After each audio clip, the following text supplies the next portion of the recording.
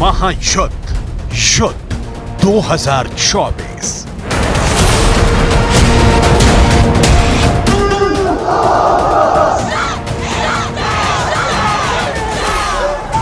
दो महायुद्ध ने पूरी दुनिया को दहला रखा है। 2023 की विदाई और 2024 का आगाज भी ना तो रूस यूक्रेन युद्ध को रोक पा रहा है और ना ही इजरायल और हमास के बीच छिड़ी खूनी जंग रुकने का नाम ले रही है। बम, बारूद के धमाके और उनके बीच उड़ते लाशों के चीथड़े साबित कर रहे हैं कि साल 2024 युद्ध की आग में जलता रहेगा।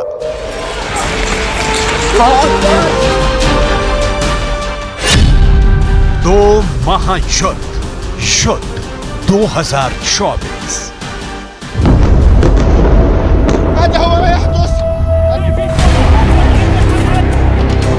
जब दुनिया रूस यूक्रेन युद्ध को रोकने की कोशिश में लगी थी,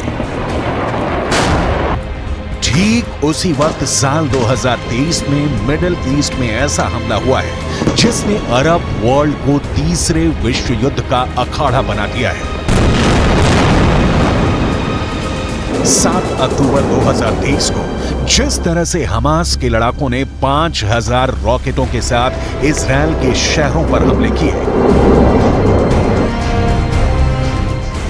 उसने दुनिया के एकमात्र यहूदी देश के वजूद पर गंभीर खतरा पैदा कर दिया है। हमास के हमलों के खिलाफ नेतन्याहू का इंतकाम खूनी बदले की सारी हदें पार कर चुका है। लेकिन ईरान, सीरिया, लेबनान और काफी हद तक पुतिन का रूस हमास को ना मरने दे रहा है और ना ही हारने।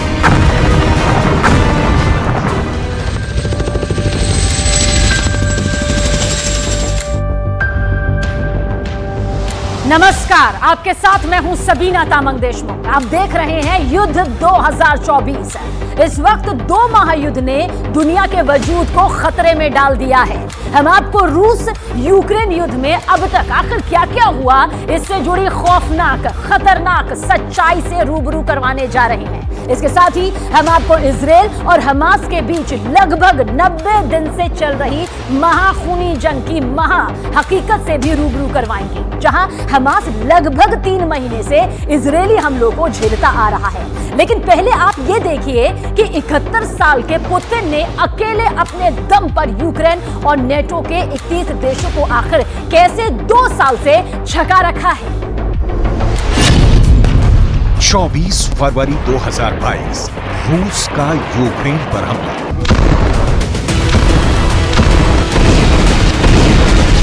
जिस वक्त यूक्रेन का सीना चीरते हुए रूस की मिसाइलें और ड्रोन हमला कर रहे थे, उस वक्त पुतिन की बेहद करीबी एलिसिया आर्टेम्येवा ने मार्च 2023 में यह दावा कर दिया था कि रूस यूक्रेन को पूरी तरह से अप्रैल 2023 में जंग हरा देगा और यूक्रेन में रूस का मिलिट्री ऑपरेशन का मिशन पूरा हो जाएगा। लेकिन साल 2023 की विदाई और साल 2024 का आगाज भी इस महायुद्ध को रोक नहीं पाया है।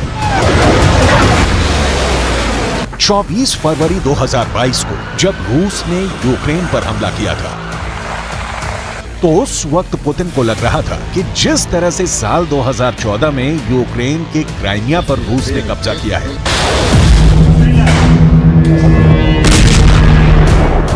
वैसे ही वो यूक्रेन के बाकी इलाकों पर आसानी से कब्जा कर लेंगे। Тогда, когда мы достигнем своих целей, о которых вы сказали, теперь вернемся к этим целям. Они не меняются. Вот я напомню, о чем мы тогда говорили. О денацификации Украины, о демилитаризации. यूक्रेन में रूस का स्पेशल मिलिट्री ऑपरेशन भले ही साल 2022 में शुरू हुआ हो, लेकिन हकीकत में साल 2023 में रूस का यह ऑपरेशन यूक्रेन के लिए साक्षात मौत साबित हुआ है।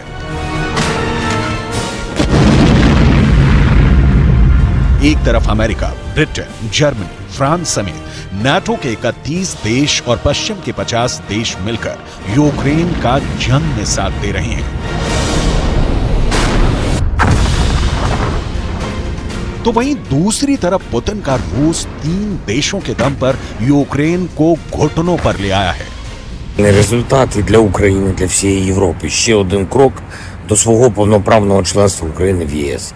Я дякую всім, хто підтримав, виконав саме те, про що ми домовлялись. Дякую всім в Україні, нашій команді. 24 फरवरी 2022 को जिस वक्त पुतिन ने यूक्रेन में घुसकर हमला किया, उस वक्त पुतिन को भले ये आसान ऑपरेशन लगा हो, लेकिन बाद में यूक्रेन युद्ध रूस के लिए नासूर बनता चला गया। लेकिन पुतिन ने युद्ध की नजाकत को भांपकर 30 सितंबर 2022 को यूक्रेन के 4 इलाकों डोनेट्स्क, लुहांस्क, ज़पोरिज़िया, खेरसोन पर कब्जा कर लिया।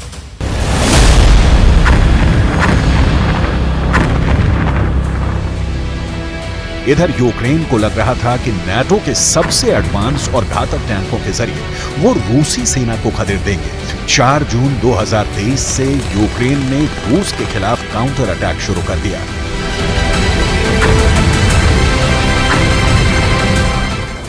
लेकिन जल्द ही यूक्रेनी सेना को एहसास हो गया कि 3 टायर वाली रूसी सेना की रक्षा पंक्ति को भेदना जरा भी आसान नहीं है।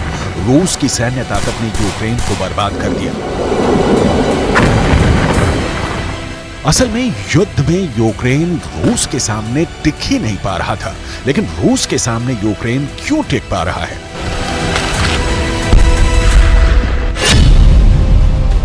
दो 2023 के आंकड़ों के मुताबिक जंग के मैदान में रूस के सैनिकों की तादाद यूक्रेन के सैनिकों से 4 गुना ज्यादा है, जिसकी वजह से यूक्रेन रूस को जमीन पर नहीं हरा पा रहा है।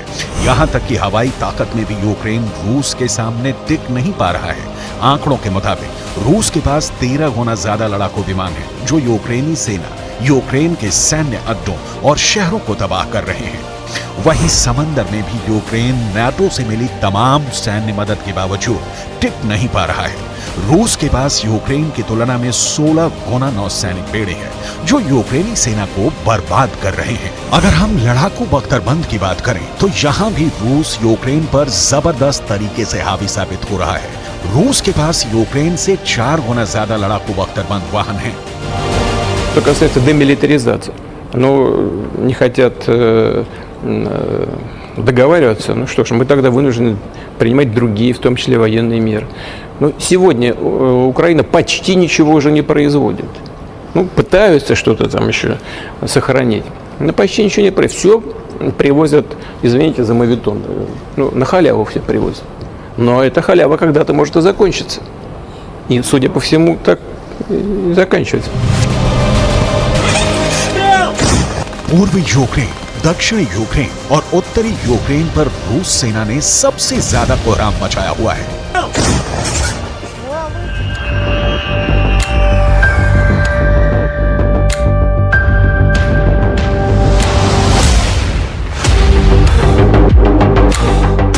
साल 2022 से ही राष्ट्रपति जेलेंस्की यूक्रेन की जीत को लेकर बड़े बड़े दावे करते रहे। साल 2023 में तो यूक्रेन के राष्ट्रपति जेलेंस्की ने यहां तक कह दिया था कि पुतिन का रूस पूरी तरह से तबाह हो जाएगा, तहस नहस हो जाएगा। लेकिन हकीकत में यूक्रेन अमेरिका के दम पर दरअसल रूस से महाजंग कर रहा है। और यही वजह राष्ट्रपति जेलेंस्की राष्ट्रपति जो बाइडेन से 3 बार अमेरिका में मीटिंग भी कर चुके हैं। रूस का दरअसल साफ तौर पर कहना है कि जेलेंस्की भले ही बाइडेन से मीटिंग पर मीटिंग करते रहें, मुलाकात करते रहें, लेकिन जीतेगा तो रूस ही।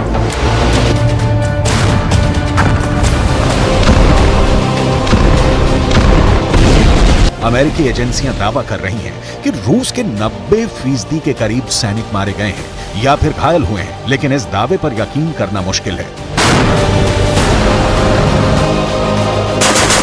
जरा देखिए अमेरिका की खुफिया एजेंसियों के हवाले से क्या आंकड़े जारी किए गए हैं। रूस और यूक्रेन के बीच पिछले 22 महीनों से जंग जारी है। इस बीच अमेरिकी इंटेलिजेंस एजेंसियों ने अपने आकलन में कहा है कि युद्ध में रूस अपने करीब 87% उन सैनिकों को खो चुका है जो यूक्रेन के खिलाफ जंग में उतरे थे। इसके अलावा रूस के 2/3 टैंक भी बर्बाद हो चुके हैं। हालांकि व्लादिमीर पुतिन फिलहाल पीछे हटने को तैयार नहीं है। 24 फरवरी 2024 को जंग को शुरू हुए 2 साल पूरे हो जाएंगे। पुतिन का साफ कहना है कि रूस किसी भी कीमत पर जंग से पीछे नहीं हटेगा। अमेरिकी अनुमान के मुताबिक यूक्रेन में रूस के 3,60,000 सैनिक घुसे थे। इनमें से 3,15,000 सैनिकों की अब तक मौत हो चुकी है।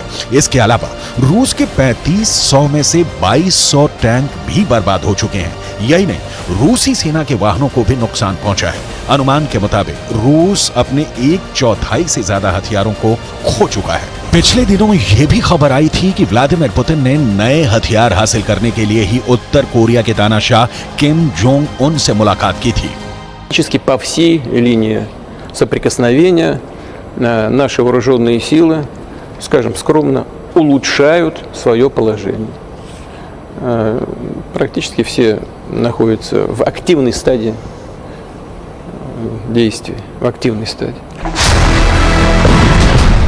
7 अप्रैल 2023 तक रूसी सेना के खिलाफ यूक्रेन को वो हथियार नहीं मिल पाए जिसके दम पर रूस को हराया जा सके। यूक्रेन की बर्बादी को रोकने का एक ही तरीका बचा है, रूस के सामने बिना शर्त समझौता कर ले।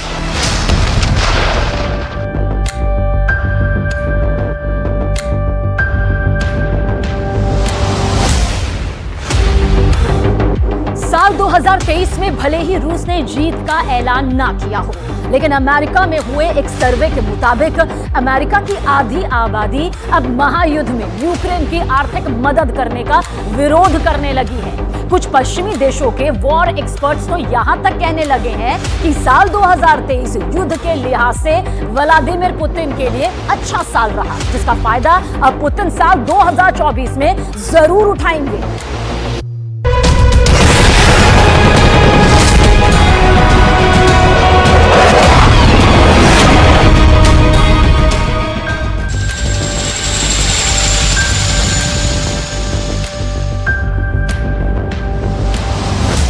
देखिए, एक बात तो माननी होगी कि साल 2023 में राष्ट्रपति व्लादिमीर पुतिन ने अपनी लीडरशिप और सैन्य ताकत के दम पर दुनिया को बदलना शुरू कर दिया। भले ही अमेरिका खुद को सुपर पावर समझे, सबसे महाशक्तिशाली समझे, लेकिन पुतिन किसी सुपर पावर से कम साबित नहीं हो रहे। पुतिन ने गाजा युद्ध में भी दिखा दिया कि जिस हमास को अमेरिका और इजराइल कुछ जिहादी लड़ाकों का संगठन समझ रहे थे, वो हमास लगभग 90 दिनों से इजराइल के लिए नासूर बन चुका है।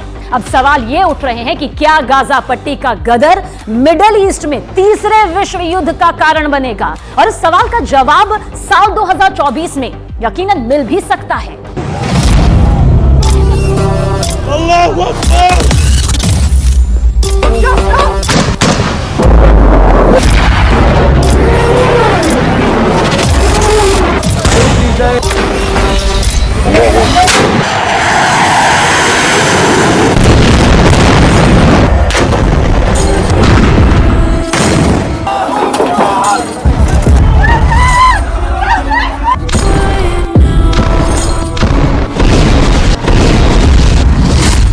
सात अक्टूबर 2023 हमास का ऑपरेशन अल अक्सा।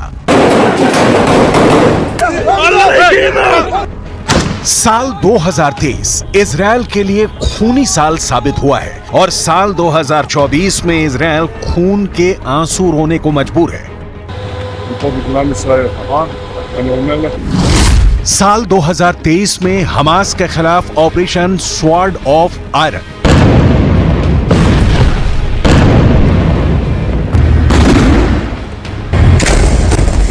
सात अक्टूबर 2023 को इजराइल पर हुआ हमास का भीषण हमला इजराइल के इतिहास का सबसे बड़ा खूनी हमला साबित हो चुका है। 41 किलोमीटर लंबी और 10 किलोमीटर चौड़ी गाजा पट्टी में इजरायली सेना हजारों टन बम बरसा चुकी है,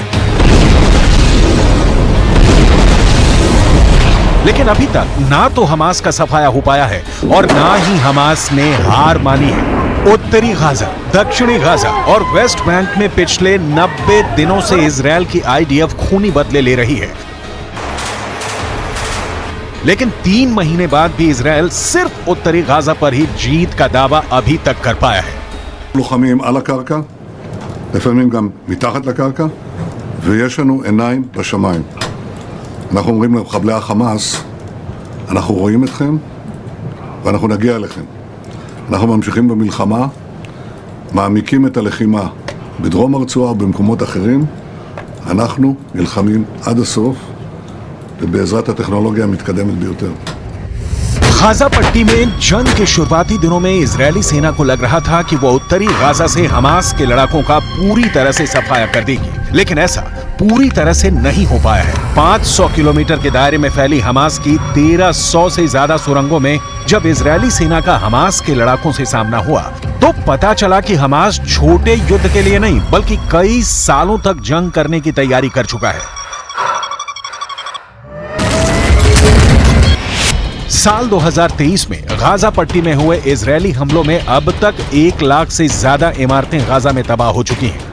उत्तरी गाजा की लगभग 11 लाख की आबादी में से 85% फिलिस्तीनी हमास समर्थक भाग चुके हैं। इजरायल की आईडीएफ का दावा है कि उसने 7 अक्टूबर से अब तक 22,000 से अधिक टारगेट्स पर हमला किया है और उन्हें तबाह कर दिया है। यहाँ तक कि 500 किलोमीटर के दायरे में फैली हमास की 1300 सुरंगों में से 800 सुरंगों को ध्वस्त करने का दावा भी इजरायली सेना कर रही है, जबकि दक्षिणी गाजा में इजरायली वायुसेना 907 किलो के सैकड़ों बम गिरा रही है। एक्सपर्ट्स के मुताबिक अमेरिका ने भी किसी देश के रिहायशी इलाके में इतने बम नहीं गिराए हैं। इधर इजरायल ने डंके की चोट पर दावा कर दिया है कि उत्तरी गाजा पर पूरी तरह से इजरायल का कब्जा हो चुका है। हमास ने ऑपरेशन अल अक्सा के तहत 7 अक्टूबर 2023 को गाजा पट्टी से इजरायल पर भीषण हमला किया था। हमास के लड़ाके भारी हथियारों के साथ गाजा पट्टी से दक्षिणी इजरायल में घुसे और उसके बाद मौत का तांडव शुरू कर दिया। इस हमले में इजरायल के 1200 लोग मारे गए थे। हमास के दावे के मुताबिक उसने 7 अक्टूबर 2023 को 5000 रॉकेटों से इजरायल पर हमला किया, लेकिन इजरायल के आयरन डोम ने हमास के 95% से ज्यादा रॉकेटों को हवा में ही तबाह कर दिया। इजरायल पर यह हमला इतना भीषण था कि इजरायली सेना को संभलने में काफी वक्त लग गया। हमास के लड़ाकों ने समुद्र के रास्ते पैराग्लाइडर के जरिए इजरायली इलाकों पर जबरदस्त हमला किया, जिसकी चपेट में किबुत्ज़ और एक संगीत समारोह आया, जिसमें सबसे ज्यादा लोग मारे गए।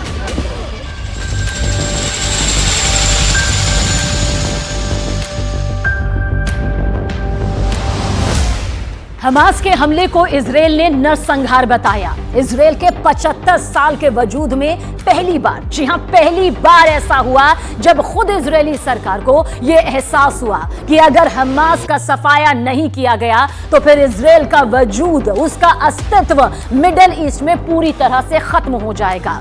प्रधानमंत्री बेन्यामिन नेतन्याहू ने विपक्ष के साथ मिलकर एक युद्ध सरकार बनाई। बेहद गौर से सुनिए जिस युद्ध सरकार का जिक्र कर रहे हैं, क्योंकि इसी के बाद इजरायली सेना हमास के लड़ाकों पर चारों तरफ से टूट पड़ी। यह चौतरफा हमला था। इजरायल ने गाजा पट्टी को मौत की पट्टी बनाना शुरू कर दिया।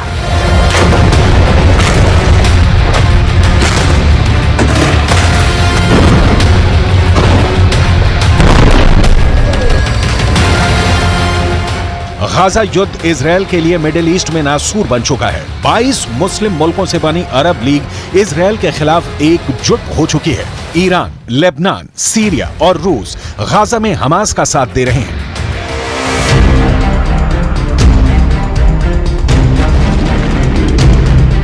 गाजा पट्टी में मौजूद लगभग 20 से 21 लाख लोग इस वक्त इजरायली हमलों से खौफ में आ चुके हैं।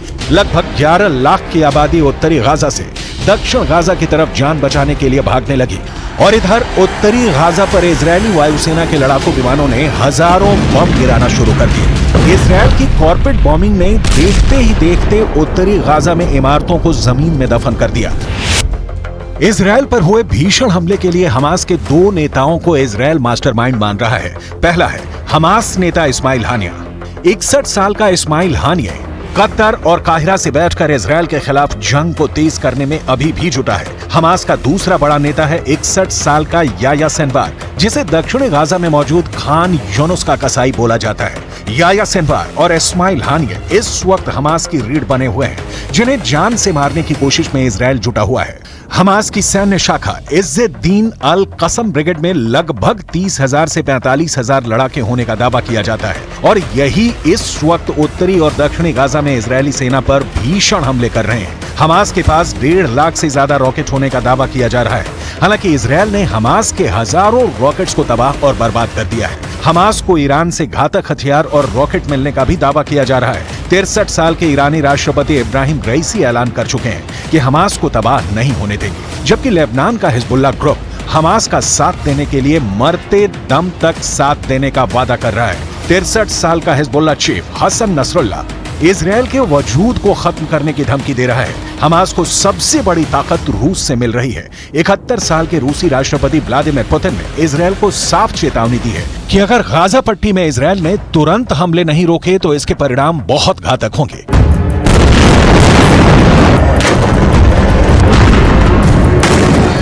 इजरायल ने 90 दिन से ज्यादा की जंग में हमास के टॉप कमांडर्स को चुन चुन कर मारा है। अब तक 100 के करीब हमास के कमांडर्स मारे जा चुके हैं। इजरायल ने ऑपरेशन स्वॉर्ड ऑफ आयरन को तब तक नहीं रोकने का ऐलान कर दिया है जब तक कि हमास का सफाया नहीं हो जाता।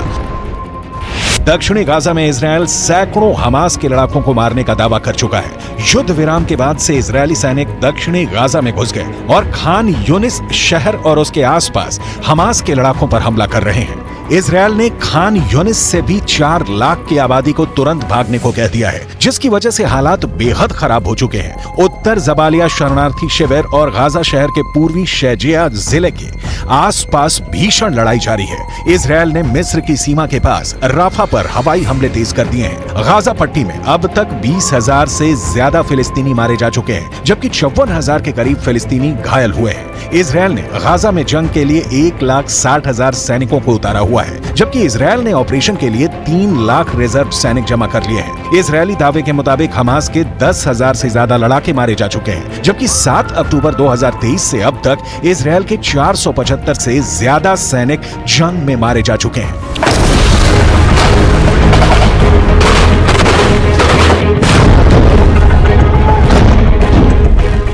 गाजा युद्ध मिडिल ईस्ट में तीसरे विश्व युद्ध की वजह बन सकता है। इजरायल के प्रचंड हमलों ने जहां मुस्लिम मुल्कों को उनके खिलाफ खड़ा कर दिया है, तो वहीं राष्ट्रपति पुतिन एक तरह से हमास को बचाने के लिए उतर चुके हैं। अब देखना होगा कि साल 2024 में रूस यूक्रेन युद्ध और उसके बाद गाजा युद्ध क्या दुनिया को विनाश की जंग में झोंक देंगे, क्योंकि हालात यही है।